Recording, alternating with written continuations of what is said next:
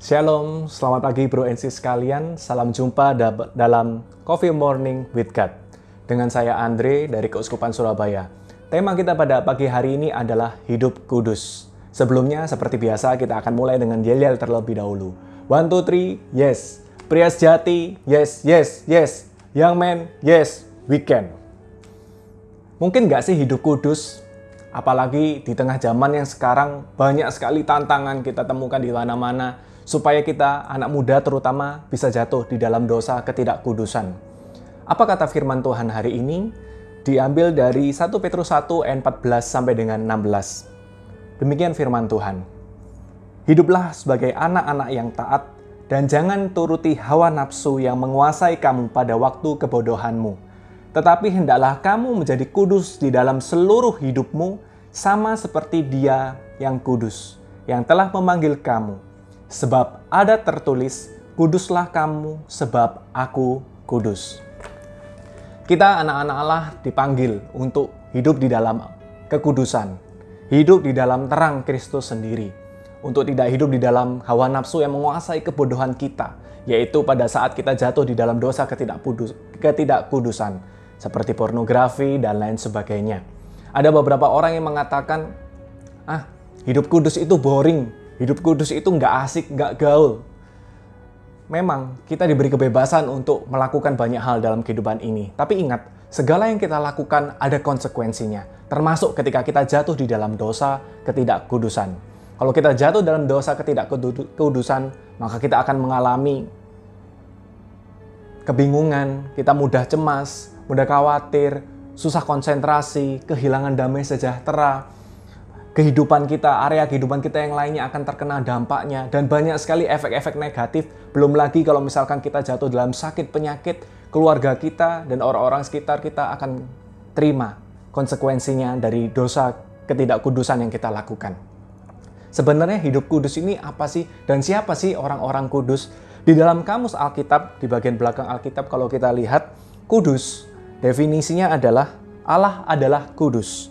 Artinya ia bebas terhadap dunia, ia menguduskan manusia, artinya memilih mereka sehingga menjadi miliknya. Orang-orang kudus ialah orang-orang yang dikuduskan oleh Roh Kudus, sehingga mereka tidak lagi dari dunia ini. Singkatnya, dalam surat-surat Rasul Paulus, orang-orang kudus berarti orang-orang Kristen, pengikut Kristus. Anda dan saya dipanggil untuk hidup kudus. Memang ketika kita menjalankan hidup kudus, mungkin nggak sih zaman sekarang untuk hidup kudus? Kalau dengan kekuatan kita sendiri, kita andalkan diri kita sendiri, hal itu tidak mungkin. Tapi bersama dengan Allah, tidak ada sesuatu pun yang tidak mungkin.